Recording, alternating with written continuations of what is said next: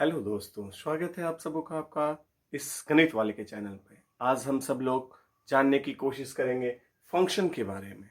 जैसे ही question function की आती है तो इसमें कुछ बातों को हमको समझना बहुत ज़रूरी है। फंक्शन का मतलब हम लोग कई सारे फंक्शंस को अपने डे टू डे लाइफ में देखते हैं। मेरा फंक्शन पढ़ाना है तो आपका फंक्शन पढ़ना है।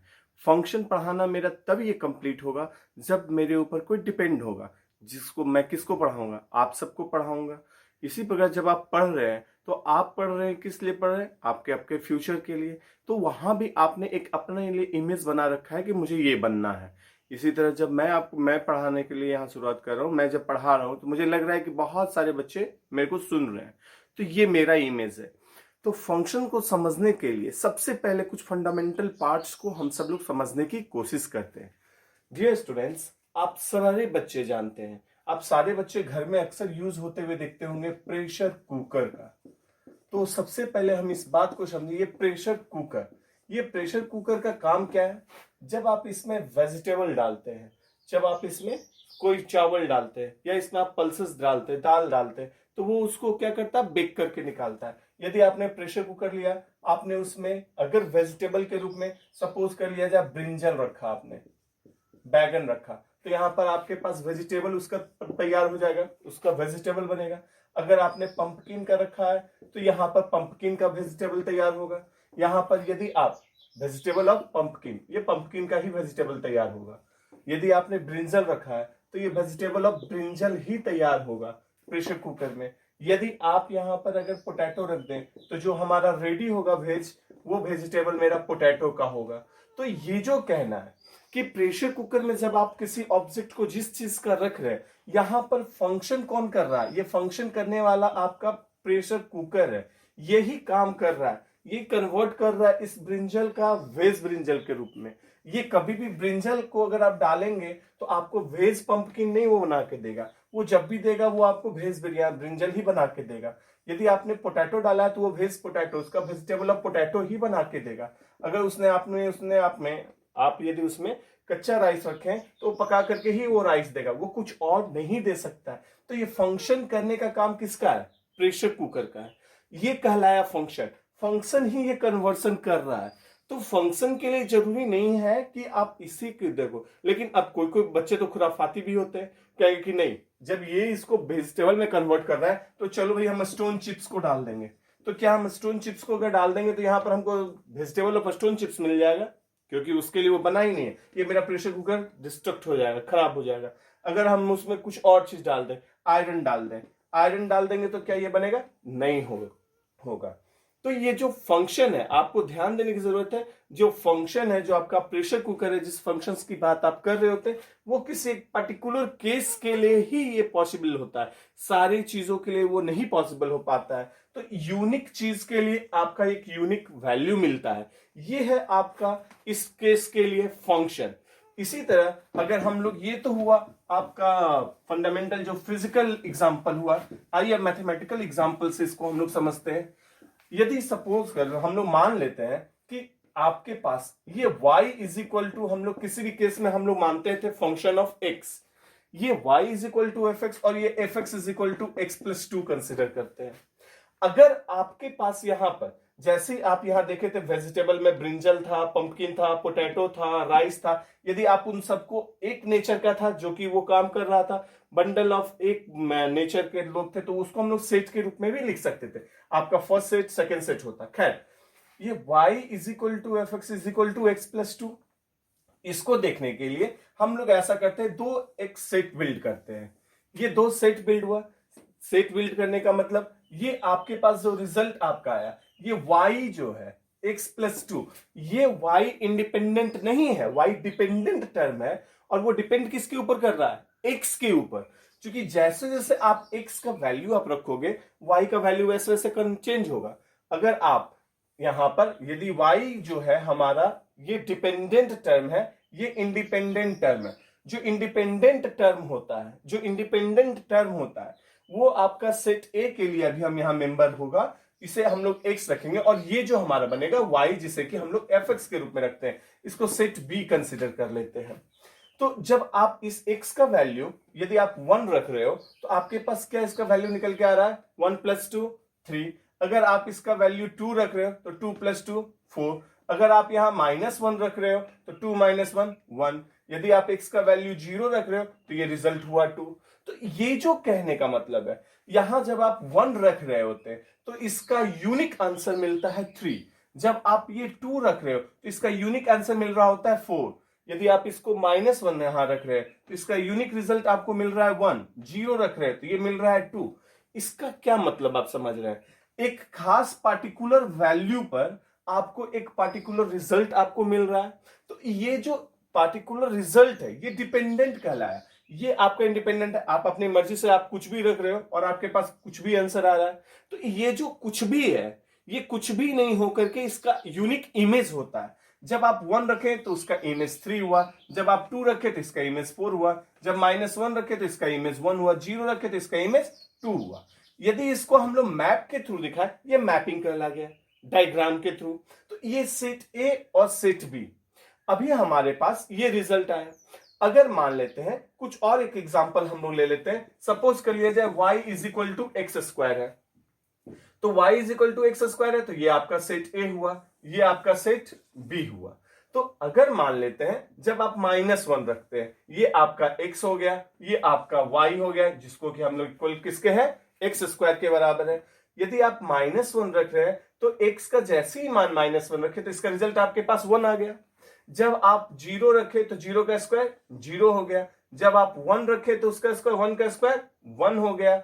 जब आप यहां पर और आगे अगर बढ़ करके अगर हम लोग देखें, जैसे अगर मान लेते हैं हम लोगों ने यहां 2 रखा तो 2 का स्क्वायर 4 हुआ, -2 को रखेंगे तो -2 का भी स्क्वायर 4 होगा यहां पर अभी। लेकिन अगर मान लेते हैं कि यहां पर और हम 2 3 4 भी रखा हुआ है, सपोज कर लेते हैं, तो ये -1 का इमेज क्या हुआ 1 हुआ, 0 का इमेज 0 हुआ, 1 का इमेज जब आपने 1 का स्क्वायर किया तो 1 आया, जब 2 का स्क्वायर किया तो 4 आया, -2 का स्क्वायर किया तो 4 आया। अब आप यहां पर ध्यान दीजिए, ये जो आप सेट देख रहे हैं, जो सेट ए और सेट बी की बात कर रहे हैं, यहां पर इसका यूनिक इमेज, ये इसका यूनिक इमेज हुआ, 1 का यूनिक इमेज 1 हुआ, 2 का यूनिक इमेज 4 हुआ, -2 का यूनिक इमेज 4 हुआ। तो अब यहां पर जो आप रिजल्ट देख रहे हैं, जो ये सेट में ये सारे एलिमेंट्स को आप देख रहे हैं, जो भी सारे एलिमेंट्स हैं, ये एलिमेंट कहलाते हैं डोमेन। ये एलिमेंट आपका क्या कहलाता है माय डियर स्टूडेंट्स? ये कहलाता है डोमेन। इन बातों को आपको समझने की बहुत अधिक आवश्यकता है। जो भी ए में अवेलेबल एलिमेंट है, जो भी ए में अवेलेबल एलिमेंट्स है, वो सारे के सारे आपके होंगे डोमेन। और जो आपके पास बी में जो मिल रहा होता है वो कहलाता है कोडोमेन। तो यहां के केस में आपके पास अगर डोमेन की बात कर ले तो डोमेन के रूप में आपके पास क्या है 1 है, 2 है, -1 है और 0 है। कोडोमेन की बात कर लीजिए तो आपका हो जाएगा 3 4 1 2, ये आपका कोडोमेन हुआ। लेकिन जब आप यहां की बात करेंगे तो क्या है, यहां पर आपका डोमेन क्या है, ये सेकेंड सेट के लिए जब आप डोमेन की बात करते हैं तो डोमेन आपके पास है -1 0 1 2 और -2। ये सारे मेंबर्स जो भी सारे एलिमेंट्स हैं मैंने उसमें रखा। अब जब आप कोडोमेन की बात करेंगे तो यहां कोडोमेन क्या है बच्चों, ये ध्यान देना है, ये आपका यूनिक इमेज जो बन रहा है। कोडोमेन जो भी बी में एलिमेंट अवेलेबल होते हैं, आइदर यहां पर ये सारे ही एलिमेंट, 4 एलिमेंट अवेलेबल थे, मैंने 4 एलिमेंट को रखा। यहां पर आपके पास जो भी एलिमेंट अवेलेबल है आप उसे रखो। सॉरी, 1 है, 0 है, 1 है, 2 है, 3 है, 4 है। ये कोई जरूरी नहीं था कि 1 का हमने 1 रखा। आप अगर इसे चाहते तो आप इसको इससे भी कर सकते थे, कहीं कोई प्रॉब्लम नहीं। मैंने 1 अलग से भी रखा, मेनी 1 से कन्वर्ट करते हुए। तो कोड डोमेन में आप देख रहे हैं 1 0 1 2 3 4, तो आप इस 1 को हटा दीजिए, आपके पास सारा कौन सा रिजल्ट है 1 0 2 3 4। तो ये कोड डोमेन हुआ। तो ये जो आप बना रहे हैं, ये एरो हेड से जो कनेक्ट कर, इसे क्या कहें दोस्तों? ये ध्यान देंगे, जिस एलिमेंट का जो यूनिक इमेज बन रहा होता है, जहां पर यूनिक इमेज बन रहा होता है वो उसका कहलाता है रेंज। ये 1 के रेंज में 3 है, 1 के रेंज में कभी भी 4 तो नहीं आ सकता है ना, 1 के रेंज में कभी भी ये तो नहीं आ सकता ना, 1 नहीं आ सकता है ना, 1 के रेंज में कभी 2 नहीं आ सकता। ये 1 के पर्टिकुलर के केस में 1 के लिए रेंज जो है, यानी जो जिसका इमेज, ये कहलाता है रेंज। तो रेंज आपके पास यहां क्या है 3 4 1 2। 3 4 1 2, ये इसके लिए रेंज हुआ सेट ए के लिए, जब आप इस पहले वाले एग्जांपल की बात कर रहे हैं। जब हम दूसरे एग्जांपल की जब अगर हम लोग बात करें तो इसका रेंज क्या हो जाएगा मेरे बच्चों? रेंज होगा जो आपका इमेज बना हुआ है वो सारे को नहीं। जैसे ये 2 और 3 को आप देख रहे हैं, ये कोई काम का नहीं है, अभी यहां पर किसी तरह का कोई इमेज नहीं। ऐसा नहीं कि इसका रिजल्ट नहीं है, कहीं ना कहीं है, हमें नहीं पता है, लेकिन इसका रिजल्ट अभी फिलहाल नहीं है हमारे पास। डोमेन का कोई इमेज नहीं बन रहा है हमारे पास कोडोमेन में, इसलिए ये रेंज के अंदर नहीं आएगा। रेंज के अंदर क्या आएगा? 1 होगा, 0 होगा, 4 होगा। तो ये 1 हुआ, 0 हुआ और ये 4 हुआ, ये आपका क्या हुआ? रेंज हुआ। तो रेंज क्या कहलाया? रेंज कोडोमेन का एक पार्ट होता है, या फिर हो सकता है कि वो पूरा ही कोडोमेन ही हो, लेकिन ये कंसीडर करना हमारे लिए ज्यादा इजी होगा कि कोडोमेन से ही रेंज निकल सकता है। रेंज मेरा कोडोमेन हो ये कोई जरूरी नहीं है। आप देख रहे हैं यहां पर ये हमारे लिए रेंज है, लेकिन ये क्या मेरे लिए कोडोमेन है? आंसर होगा नहीं, क्योंकि यहां पर और भी एलिमेंट्स अवेलेबल हैं। तो रेंज होना और कोडोमेन होना ये दो अलग अलग बातें हैं। कोडोमेन का मतलब availability of all the elements in the set B. दोस्तों यहां से और एक बात को आपको ध्यान में रखना चाहिए, ये 1 का इमेज हुआ 3, ये 1 का इमेज हुआ 3, 2 का इमेज हुआ 4, -1 का इमेज 1, ये इमेज कहलाया। लेकिन जब आप रिटर्न चलते वाइस वर्सा चलते तो ये 3 का प्री इमेज कहलाया 1, प्री इमेज कहलाया 1, 4 का प्री इमेज कहलाया 2, 1 का प्री इमेज हुआ -1, 2 का प्री इमेज हुआ 0। जब आप यहाँ A to B जा रहे हैं तो वो इमेज हुआ, जब आप कोडोमेन से डोमेन की ओर आ रहे हैं तो वो प्री इमेज कहलाता है। तो बच्चों ये आपके पास ये एग्जाम्पल हुआ, आप इससे समझ पा रहे होंगे डोमेन क्या है, कोडोमेन क्या है और रेंज क्या है। इसी में और भी हम लोग कुछ एग्जाम्पल्स को देखें। कभी कभी क्या होता है, फंक्शन ग्राफ का क्या होता है, ग्राफ का फंक्शन भी कहलाता है। ग्राफ का फंक्शन भी आप कह सकते हैं। जैसे सपोज कर लिया जाए y = x², यदि आप इसका ग्राफ अगर देखना चाहें कौन सा फंक्शन होगा कौन सा फंक्शन नहीं होगा, इसके बारे में हम चर्चा कर रहे हैं। y = x², अगर इसका ग्राफ खींचने के लिए हमको बोल दिया जाए, जो कि क्लास 10 में आप खींचे भी हैं, तो अगर आपके पास y = x² तो x का डिफरेंट डिफरेंट वैल्यू रखेंगे। ये यहां पर आया, जब आप x का वैल्यू 1 ले रहे हैं, जब x का वैल्यू 1 ले रहे हैं तो y के वैल्यू में आपके पास क्या है? अगर आप x का वैल्यू जैसे ही y = आप x² कंसिडर कर रहे हैं तो ये क्या हुआ, यदि आप x का वैल्यू, आपके पास सिंपल सा जो बच्चा वाला मेथड हम उसी को रख रहे हैं। x का वैल्यू जब आप 1 रखें तो y का वैल्यू +1 भी आया और -1 भी आया। तो आप यहां पर आप इसे 1 के ही केस पे देख सकते हैं। 1 में +1 y = x², जब x का वैल्यू जब आप x का वैल्यू 1 रख रहे हैं, इस तरह कर लिया जाए, इसको x है और ये y है, तो y = x²। जब आप 1 रखें तो इसका वैल्यू 1 हुआ, जब आप इसका 2 रखें तो इसका वैल्यू y = x², 2 दूना 4। जब आप x का वैल्यू 3 रखें तो 3 का स्क्वायर, 3 तिया 9। तो ये जब आप रखे 1 2 3 और इसी तरह जब आप इधर चलेंगे तो यहां पर 1 का 1 हुआ, 2 का 4 हुआ, 3 का 9 हुआ। ऐसे करते हुए जब आप इसमें माइनस में फिर आप चलेंगे तो क्या होगा, -1 का भी स्क्वायर 1 होगा, -2 का स्क्वायर लेंगे तो 4 होगा, -3 का लेंगे तो ये 9 होगा। तो यहां -1 -2 -3, और जब आप इधर से चलेंगे तो -1 का 1 2। तो ये जो आपको मिलेगा एक कर्व मिलेगा, ऐसा कर्व मिला। लेकिन अगर यही उल्टा होता और बन जाता y² = x, तो आपके पास कैसा मिलता? तब आपके पास एक इस प्रकार का कर्व मिलता, पैराबोला टाइप। तो ये जो y² हाइपरबोला y² = x, जब आप यहां पर आप इस पे कंसिडर किए तो यहां पे भी इसका वैल्यू बन रहा है x, x' y और y'। तो दोस्तों इसमें अब ये दोनों में से फंक्शन कौन सा होगा, तो इसको जानने के लिए आपके पास एक सिंपल सा तरीका है। आपने करना क्या है, आप एक लाइन खींच लो। यदि ये लाइन जो होता है पर्टिकुलर किसके y एक्सिस के पैरेलल जब मैंने लिया, तो अगर ये किसी लाइन को एक यूनिक पॉइंट पर काटता है तो वो फंक्शन का फॉर्मेशन करेगा। तो ये जब आप इसको कैरी कर रहे हैं तो आप देख रहे हैं इधर से हो चाहे इधर से हो, एक यूनिक पोजीशन पर, एक इस लाइन के यूनिक पोजीशन पर, एक यूनिक पॉइंट पर ये कट कर रहा है, तो ये होगा। लेकिन अब आप देखिए जब आप यहां पर इस लाइन को खींचे तो ये 2 पॉइंट्स पर कट कर रहा है। तो किसी एक एलिमेंट का 2 इमेज कभी भी नहीं हो सकता है। तो यहां पर 2 इमेज बनने की बारी आ रही है, तो ये फंक्शन नहीं होगा। तो फंक्शन को जो पहचानना है हमारे पास बच्चों, आप एक तो ये इस लाइन का भी इस्तेमाल करके आप समझ सकते हैं। काफी अच्छे ढंग से समझ सकते हैं कि ये क्या होना है। उसके बाद अगर अब हम लोगों के पास देखा जाए, ये फंक्शंस के बाद हमारा हो गया, फंक्शन हमारा समझ में आ गया, ग्राफ के मामले से समझ गए। अगर कभी भी आपके पास मान लेते हैं कि ये सेट ए है और ये सेट बी है, सेट ए में 1 2 3 4 5 एलिमेंट, यहाँ ए बी सी है, ये 1 का इमेज ए हुआ, 2 का इमेज भी ए हो सकता है, ये भी 2 का भी इमेज ए हो सकता है, 3 का इमेज मान लिया जाए बी है, 4 का इमेज मान लिया जाए सी है, और ये 5 जो है ये बच गया। अब ये जो 5 बचा तो क्या ये फंक्शन होगा? नहीं होगा। ये बहुत जरूरी है कि फंक्शन होने के लिए किसी भी सेट के सारे एलिमेंट, जो आपका डोमेन के सेट के एलिमेंट डोमेन में जो है, उनका एक यूनिक इमेज हमें मिलना ही चाहिए। अगर नहीं मिलता है तो ये फंक्शन कंसिडर नहीं होगा।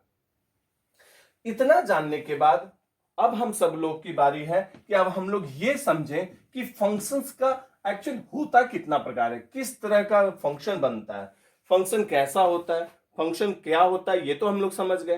फंक्शन का मतलब ही डिपेंडेंस है। तो अब फंक्शंस का टाइप क्या हुआ, कैसे हुआ, इसके बारे में अब हम लोग लगे हाथ सीखते हैं।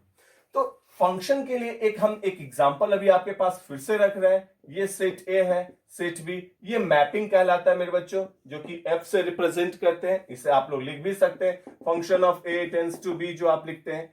ए और बी की बात कर रहे हैं। अगर यहां पर अगर हम लोगों ने कंसिडर किया 1 2 3 4, ये है ए बी सी डी ई, तो अब आप इसका देखिए, यदि ये 1 का इमेज ए है, 2 का इमेज बी है, 3 का इमेज सी है, 4 का इमेज डी है।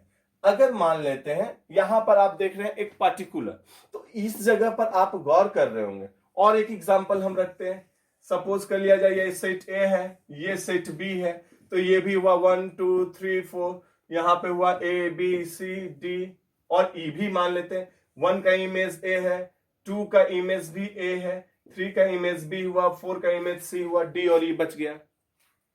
आपके पास यहां 2 एग्जांपल हम रखे। आप यहां देख रहे हैं ये पार्टिकुलर, जो आप 1 का इमेज देख रहे हैं ए मिल रहा है, 2 का इमेज देख रहे हैं बी मिल रहा है, 3 का इमेज सी, 4 का इमेज डी। तो एक यूनिक एलिमेंट का यूनिक इमेज मिल रहा है, सारे एलिमेंट्स का यूनिक इमेज है 1 to 1, एक का एक के साथ, एक का एक के साथ, एक का एक के साथ, एक का एक के साथ। लेकिन दूसरे एग्जांपल में आप क्या देख रहे हैं, यहां 1 का इमेज ए है तो 2 का भी इमेज ए है, यानी 2 एलिमेंट्स का इमेज एक ही बना। इसी तरह जब 3 का इमेज आप देख रहे हैं तो बी है, 4 का इमेज सी है। तो ये जो केस है, यहां पर जब आप इस एग्जांपल को देख रहे हैं, ये 1 to 1, एक लगे हाथ और एक चीज बोल देते हैं बच्चों। ये अगर मान लेते हैं कि यहां पर ये आपके पास सेट ए है और सेट बी है, 1 2 3 4, A B C D E, तो अगर आपके पास जैसे 1 का ए हुआ, ठीक है, फिर ये 1 का, अभी जब आपके पास ये 1 का 2 है, अगर इसी केस में अगर हम लोग 1 का और एक इमेज बी मान ले, 2 का इमेज सी, 3 का इमेज डी, 4 का इमेज ई, तो क्या ये फंक्शन पॉसिबल है? ये कभी भी पॉसिबल नहीं है।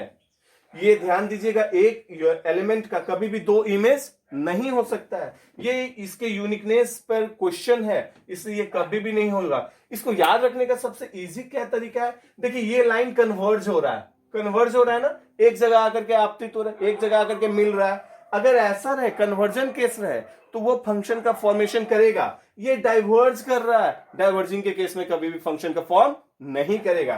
तो ये जो फंक्शन है, सॉरी, ये जो एग्जांपल है, ये आपका फंक्शन कतई नहीं होगा। तो खैर, अभी हम इस एग्जांपल पर थे। तो यहां पर जब आप देख रहे हैं, ये 1 का एलिमेंट, 1 का इमेज ए है, 2 का इमेज बी है, 3 का इमेज सी है, 4 का इमेज डी है। तो ये क्या हुआ, 1 to 1। ये जो फंक्शन है 1 to 1 के ही साथ है, इसलिए इसका नाम हम लोग 1-1 फंक्शन कहते हैं, या फिर 1 to 1 फंक्शन कहते हैं। तो ये हो गया 1-1 फंक्शन। इसका एग्जांपल, ये किसका एग्जांपल हुआ, 1-1 फंक्शन। ये फर्स्ट टाइप भी आपके फंक्शन का है मेरे दोस्त। सेकेंड एग्जांपल में जब आप आ रहे हैं, तो आप देख क्या रहे हैं, 1 का इमेज ए है, 2 का भी इमेज ए है, 3 का इमेज बी, 4 का इमेज सी। तो यहां पर देख रहे हैं एक से अधिक एलिमेंट का एक सेम इमेज हुआ, एक से अधिक एलिमेंट का इमेज सेम हुआ। इसका एक एग्जांपल के तौर पे मान सकते हैं, यहां पर हो सकते हैं दशरथ जी और कौशल्या, उनका एक पुत्र राम है, तो दशरथ जी का भी इमेज राम होगा और कौशल्या जी का भी इमेज राम होगा। तो ये एक एग्जांपल है फॉर इंस्टेंस। तो तो यहां पर देख रहे हैं दो अलग अलग एलिमेंट का जो आपके पास इमेज है वो सेम है। तो ये जो एग्जांपल आप सामने आप देख रहे हैं ये एग्जांपल है मेनी वन फंक्शन का। ये किस चीज का एग्जांपल है मेरे बच्चों? मेनी वन फंक्शन का, क्योंकि बहुत सारे एलिमेंट का एक इमेज बन रहा है। यहां पर 1 to 1 था, यहां पर मेनी टू वन। तो जब आप 1 to 1 देख रहे हैं तो चूंकि ये एक आप एग्जांपल ले सकते हैं एक डॉक्टर का। डॉक्टर अगर इंजेक्शन लगाएगा तो एक डॉक्टर एक पेशेंट को एग्जांपल लगाएगा, इंजेक्शन लगाएगा। सेकंड डॉक्टर सेकंड पेशेंट को, थर्ड डॉक्टर थर्ड पेशेंट को। तो यहां पर भी यही चीज हो रहा है। जब इंजेक्शन वाली बात आ रही है तो आपको एक वर्ड और हम यहां दे रहे हैं। इस फंक्शन को जो 1 1 फंक्शन है मेरे बच्चों, इसको हम लोग इंजेक्टिव फंक्शन भी कहते हैं। क्या कहते हैं? इंजेक्शन कह सकते हैं। आप याद रखने के लिए उसको डिकोड कर लीजिए। तो ये इंजेक्शन वाले कैरेक्टर पर आता है, इसलिए इसको हम लोग इंजेक्टिव फंक्शन भी कहते हैं। मेनी वन फंक्शन ये आपके पास हुआ। एक और एग्जांपल हम उठा के देख लें। मान लिया जाए सेट ए है और ये सेट बी है। यहां एलिमेंट 1 2 3 है, यहां एलिमेंट ए बी सी है। ये 1 to A हुआ, 2 to B हुआ, 3 to C हुआ। मान लिया जाए कि ये एग्जांपल में, इस एग्जांपल में आप देख रहे हैं ये 1 का इमेज A हुआ, 2 का यूनिक इमेज B है, 3 का इमेज C है।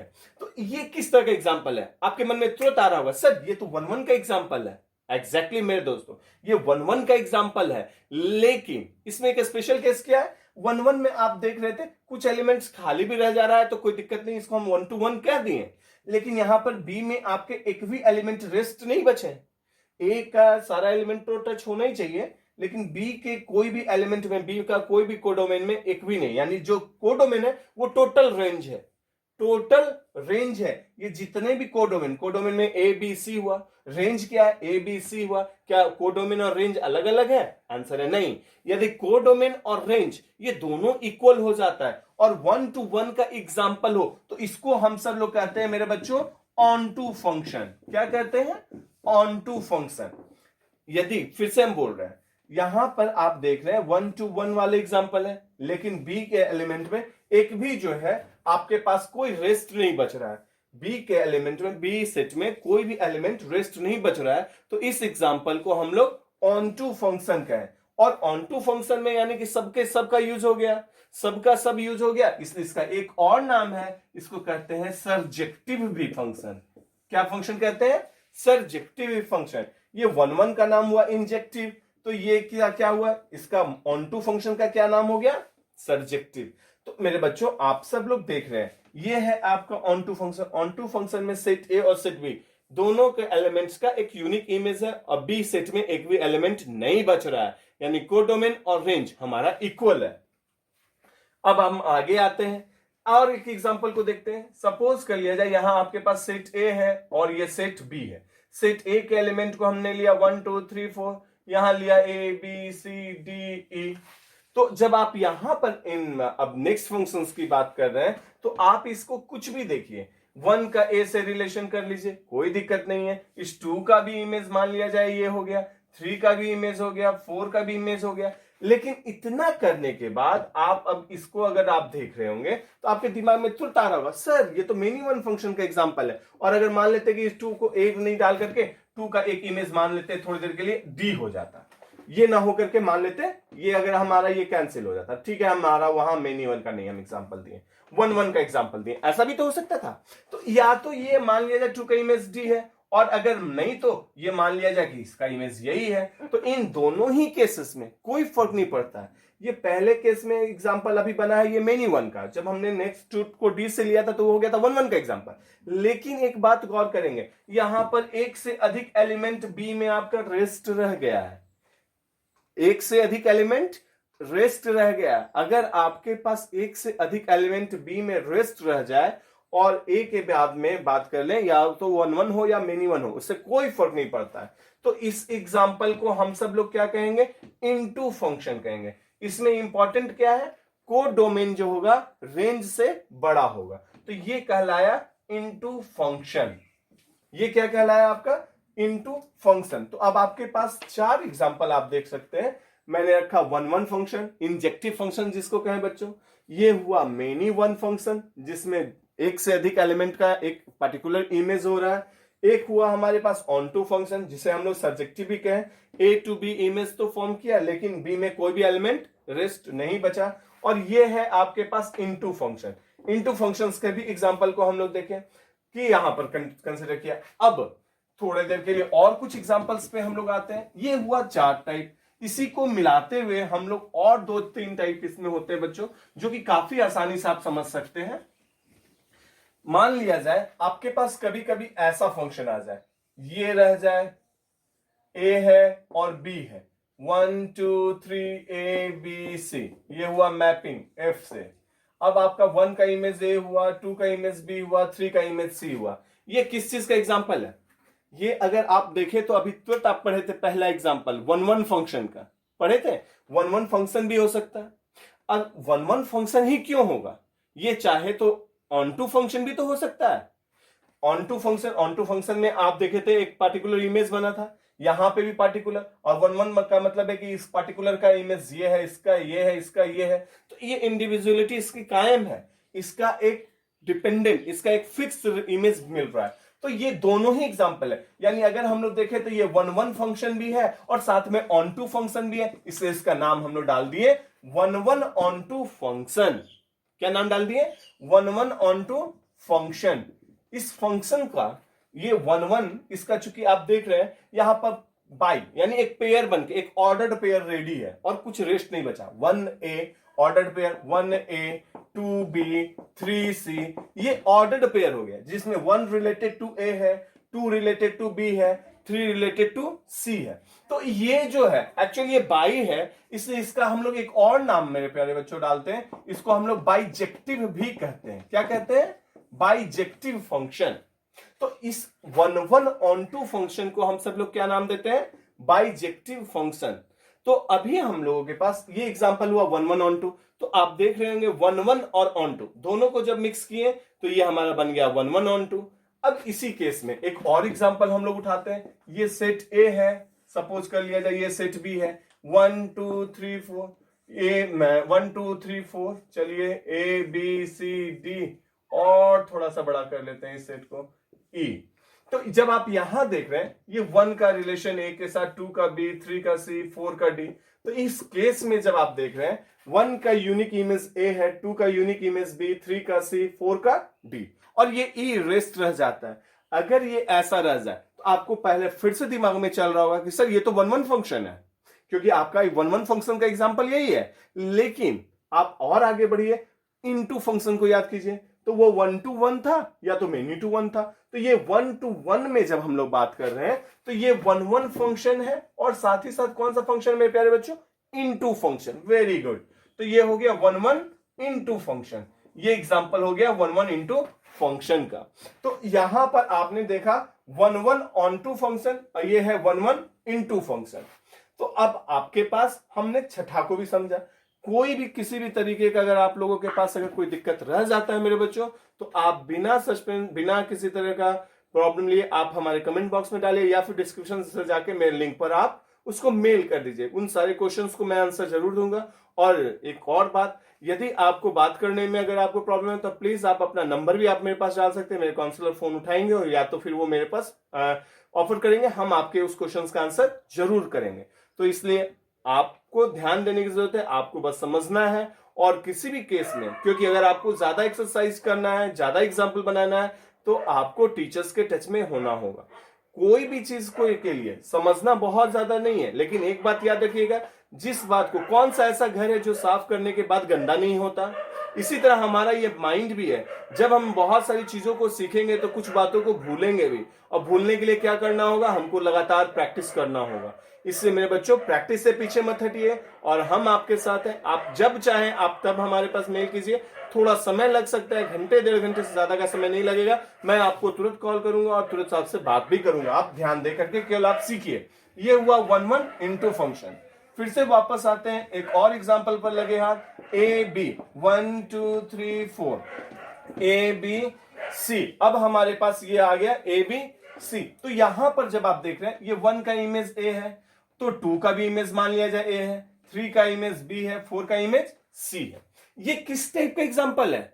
ये आप अभी तुरंत देखे थे थोड़ी देर पहले, ये एग्जाम्पल था मेनी वन फंक्शन का, मेनी वन फंक्शन का, मेनी का रिलेशन एक के साथ, तो ये एग्जाम्पल था मेनी वन फंक्शन का। लेकिन साथ ही साथ क्या एग्जाम्पल है, ये ऑन टू का भी एग्जाम्पल है, क्योंकि ऑन टू में एक भी रेस्ट एलिमेंट नहीं बचता है, सारे का इमेज बन जाता है। तो ये किस चीज का एग्जाम्पल हुआ, many one onto function का। तो आप नाम के साथ ही अगर आप फर्स्ट फोर को याद रखते हैं, समझ के रखते हैं, वन वन फंक्शन, फिर आपके पास मेनी वन फंक्शन था, फिर आपके पास ऑन टू था, और चौथा था इन टू। यदि ये चार को आप याद रखते हैं तो इसी चार से ये चार डेवलप हो जाता है। तो ये हुआ many one onto function, ये एग्जाम्पल है। आप इसको एरोहेड और मैपिंग करना है तो एफ लिख दीजिए, तो ये फंक्शन होता है। तो अभी यहां ये many one onto function. एक और एग्जाम्पल आप उठा करके आप देखिए, यहां पर है सेट ए है और ये सेट बी है, 1 2 3 4 A B C D E. तो यहां पर जब हम लोग बात करें, मान लिया जब 1 का इमेज ए है, 2 का इमेज ए है, 3 का बी हुआ, 4 का सी हुआ। अब आपके पास ये क्या है, ये भी एग्जाम्पल अगर आप देख रहे हैं और ये मैपिंग किया हुआ है एफ का, तो ये जो एग्जाम्पल आप देख रहे हैं ये किस चीज का है, many to one, many to one. यहां पर एक से अधिक एलिमेंट आएगा जिसका एक सेम इमेज है, तो ये एग्जाम्पल हुआ मेनी वन। लेकिन आप यहां सेट बी में जैसे ही आ रहे हैं, आपको मिल रहा है ये दो एलिमेंट ऐसे ही एक्स्ट्रा बचे हुए हैं, यानी कि कोडोमेन रेंज से बड़ा हो गया। और कोडोमेन अगर रेंज से बड़ा हो जाएगा तो उसका क्या नाम हो जाएगा मेरे प्यारे बच्चों, इनटू फंक्शन। तो ये किस चीज का एग्जांपल है, मेनी वन इनटू फंक्शन। तो आपके पास अभी आप देख रहे होंगे, आपने पढ़ा वन वन फंक्शन, आपने पढ़ा सेकेंड आपका जो एग्जांपल था वो मेनी वन था, थर्ड था ऑन टू, फोर्थ था इनटू फंक्शन, फिर आपके पास आया वन वन ऑन टू जिसे कि हम लोग बाइजेक्टिव भी कहें, फिर है one one into function, many one onto function और मेनी वन इनटू फंक्शन।